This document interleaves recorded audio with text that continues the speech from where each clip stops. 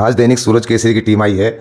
मुजफ्फरनगर जनपद के ही नहीं बल्कि पूरे देश में सुविख्यात प्रमुख समाज सेवी और वयोवृद्ध डॉक्टर के रूप में मशहूर डॉक्टर मदन राज स्वरूप गोयल साहब के पास हम जानेंगे उनसे कि इतना लंबा समय हो गया है, पीढ़ी दर पीढ़ी उनके मरीज़ हैं लोग, यहाँ कई की पीढ़ियाँ उनको दिखा रही हैं, तो कैसा महसूस करते हैं और जनता के लिए उनका क्या संदेश होगा। डॉक्टर मदन गोयल साहब।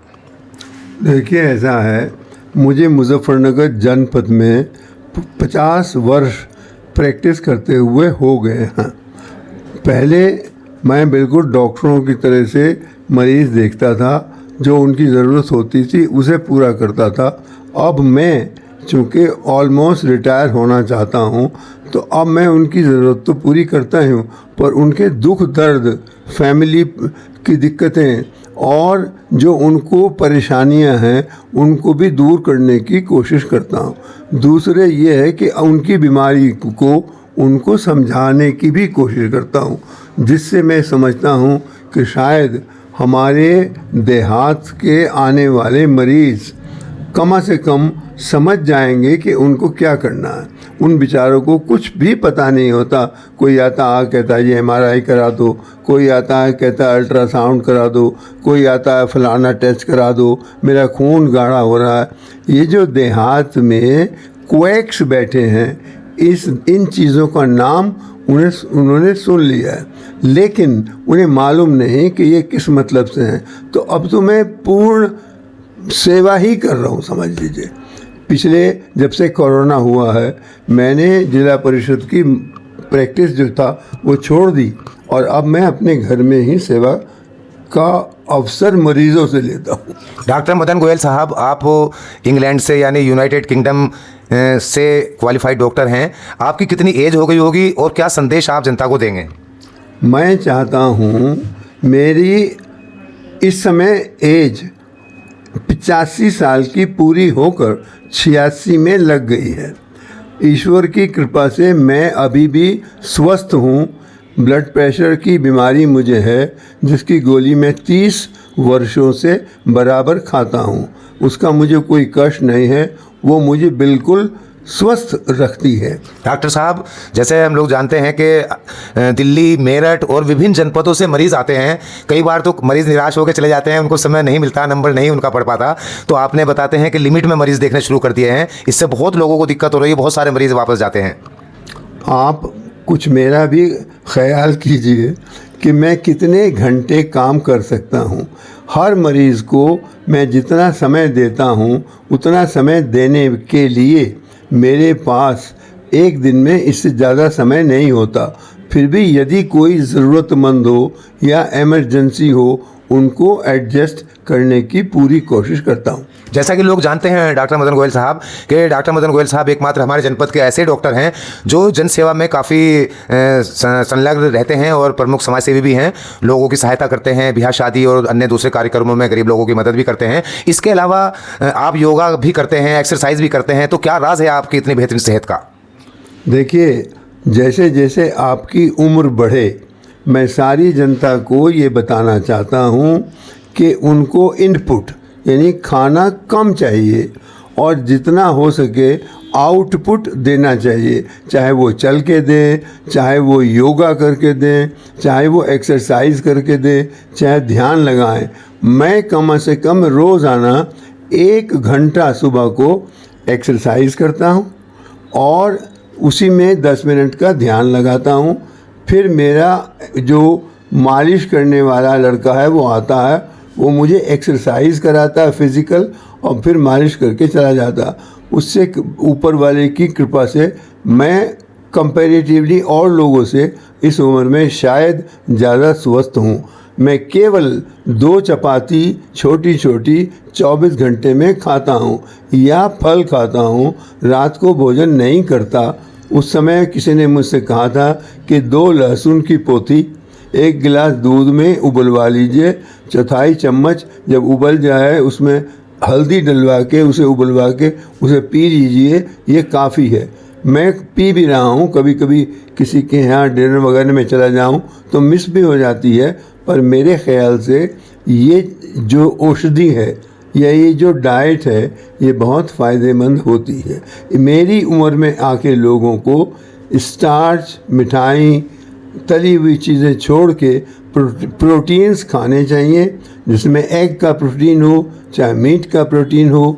जो नॉन वेज ना खाते हों वो दालें, चने और ये और पनीर ये सब खा सकते हैं, लेकिन वो प्रोटीन खाने का बहुत बहुत फ़ायदा होता। रेस्पेक्टेड डॉक्टर मदन गोयल साहब, आपके बारे में बहुत ज़बरदस्त मशहूरियत है, चर्चाएं हैं कि आपको मान लीजिए आधे घंटे में आपको 5 मरीज़ देखने हैं या 10 मरीज़ देखने हैं, लेकिन आप बहुत ही बेहतरीन ढंग से उनको काउंसलिंग भी देते हैं, उनको समझाते हैं, उनको संदेश देते हैं, जबकि आप चाहें तो बहुत सारे मरीज़ देख सकते हैं उस पीरियड में। और मैंने एक लेक्चर सुना था आपका एक सेमिनार में, आपने मस्तिष्क के बारे में, दिमाग के बारे में बहुत लंबा एक वो दिया था, उससे लोगों ने बहुत पसंद किया था कि नहीं, दिमाग से ही सब कुछ चलता है। उसके बारे में थोड़ा बता दीजिए डॉक्टर साहब। हाँ, हमारा जो शरीर है उसको कंट्रोल करने वाला ईश्वर ने एक औजार या ऑर्गन बनाया है, उसमें हर तरह के सेंटर हैं और वो आपके पूरे शरीर को कंट्रोल करता है। यदि आपने देखा हो तो एक रिक्शा वाले को अपनी रिक्शा की सीट निकाल के उस पे पेवमेंट पे पड़ के सो जाता है, तो उसकी तरफ से उसके ऊपर को ट्रक गुजर जाए उसे फ़र्क नहीं पड़ता। और हम जो वेल टू डू लोग हैं, मुलायम बिस्तरों में भी अगले दिन शिकायत करते हैं डॉक्टर से, अजी नींद तो आती ही नहीं। इसका मतलब ये हुआ कि हम लोग फिज़िकल लेबर से दूर जा रहे हैं। अभी ये सरदार जी थे पत्रकार, क्या नाम था उनको, बेरन सिंह नहीं, खुशवंत सिंह। तो वो 100 के तो नहीं हुए, 99 साल के होके मरे, लेकिन वो आखिरी तक टेनिस खेलते रहे और लिखते भी रहे, टेनिस भी खेलते रहे। अच्छे घर से थे। नई दिल्ली को उनके पिताजी ने ही आर्किटेक्ट दिया था और वो स्वयं कहते थे, भाई ये मैं कभी कभी खिचड़ी खाता हूँ, कभी कभी कुछ और खाना खाता हूँ, और रात को एक पैग सिंगल मॉल्ट विस्की अब भी पीता हूँ, पहले भी पीता था, उससे मुझे कोई नुकसान नहीं है, और फिर मैं अपना जीवन ठीक से व्यतीत करता हूँ। तो ऐसा ही। और बुढ़ापे में एक बात और याद रखिए कि अब आपकी जिम्मेदारी किसी की नहीं है, आपकी अपनी है। तो पहले अब आप सोचो, बच्चे जो कर रहे हैं करें, आप किसे कंट्रोल नहीं होंगे, वो आपका पैसा ले तो लेंगे, शायद आपको देंगे नहीं। तो आपके पास इतना पैसा बुढ़ापे में होना चाहिए ताकि वो मैं अपनी देखभाल कर सकूं। डॉक्टर साहब, जैसे आप बुरा मत मानिए, मैं एक शब्द कहना चाहता हूँ, वो यह है कि आप मशहूरियत है आपकी मोदी भक्त के रूप में, कि मोदी जी को आप बहुत मानते हैं, प्रधानमंत्री जी को, एक बात। दूसरे, आप नेत्र चिकित्सालय भी आपके मार्गदर्शन में चलता है, उन दोनों के बारे में बताइए। जहाँ तक मोदी जी का प्रश्न है, मुझे 51 साल इंग्लैंड से लौटे हुए हो गए हैं। मैं कोई पॉलिटिशियन नहीं हूँ, पर मैंने भारतवर्ष में कोई किसी प्रकार की उन्नति होते नहीं देखा। मैं मुजफ्फरनगर से दिल्ली जाने के लिए टूटे फूटे रास्तों से अपनी फिएट गाड़ी से जाता था, उसी से वापस आता था। अब आप देखिए, जब से ये बीजेपी की या मोदी जी की गवर्नमेंट आई है, ऐसा नहीं है कि उसमें कुछ गड़बड़ नहीं होती है, होती होंगी, पर जो आम नागरिक हैं उनको सड़कें, उनको और फैसिलिटीज़ जितनी अब मिल रही हैं, ये पिछले 50 साल में क्यों नहीं मिली। तो मैं यही सोचा करता था, कहीं कर्फ्यू, कहीं इमरजेंसी, कहीं कुछ, और कहीं बैंक के पैसे खा गए। तो अब होता तो होगा ज़रूर, अब भी मुझे मालूम नहीं, मैं कोई पॉलिटिशियन नहीं हूँ।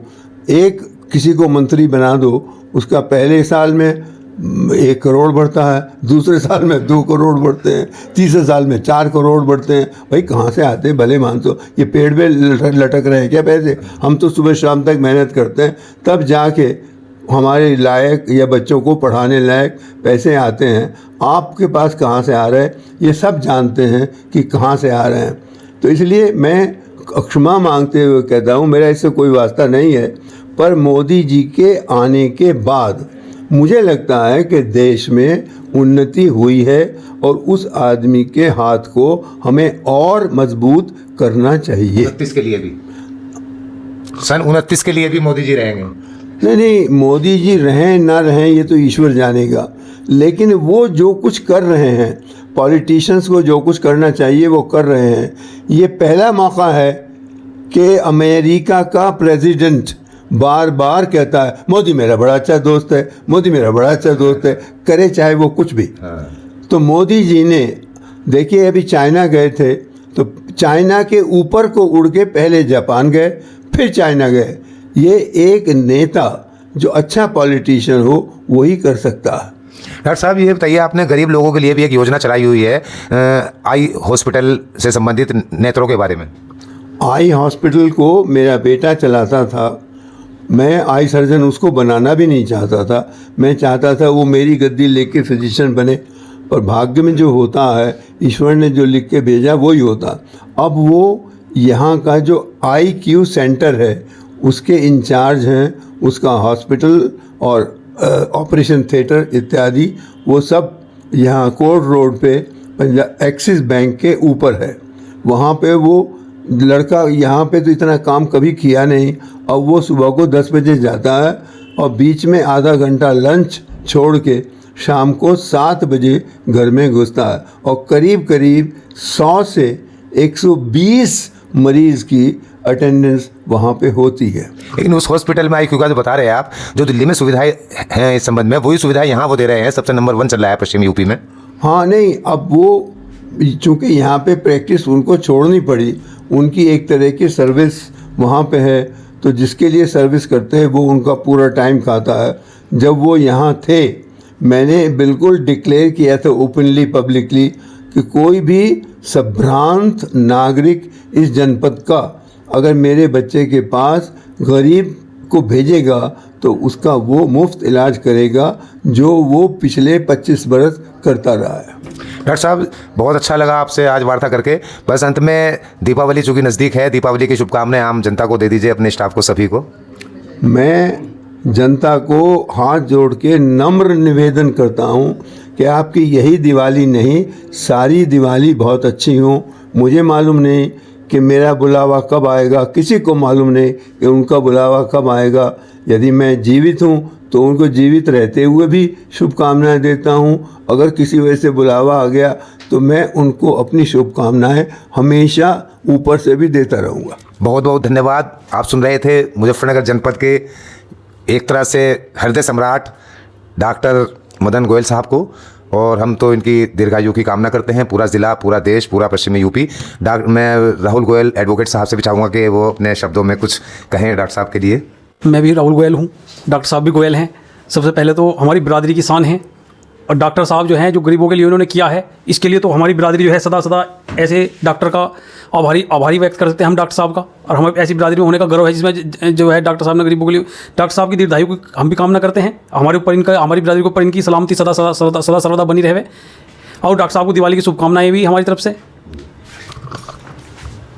आप बताइए, आपको कैसा लगता है डॉक्टर साहब के सानिध्य में रहकर, संरक्षण में रहकर? अपना नाम बताते हुए। मेरा नाम अरविंद कुमार है और मैं यहीं लोकल से हूँ जी। और डॉक्टर साहब के यहाँ पर रहकर मुझे बहुत कुछ सीखने को मिला है। इनका आशीर्वाद हमेशा बना रहे, मैं तो यही कामना करता हूँ, हमेशा इनका आशीर्वाद मेरे सर पर बना रहे। बहुत बहुत धन्यवाद। आपने अभी सुना राहुल गोयल एडवोकेट साहब को और डॉक्टर मदन गोयल साहब को। मैं असल में कई महीनों से प्रयासरत था इंटरव्यू लेने के लिए, अब समय नहीं मिल पा रहा था। आज भी 3 घंटा प्रतीक्षा करने के बाद समय मिल पाया है। बहुत बहुत धन्यवाद। मैं राज्य मान्यता प्राप्त पत्रकार सैयद मुजम्मिल हुसैन, सादर प्रणाम। जय हिंद, जय भारत।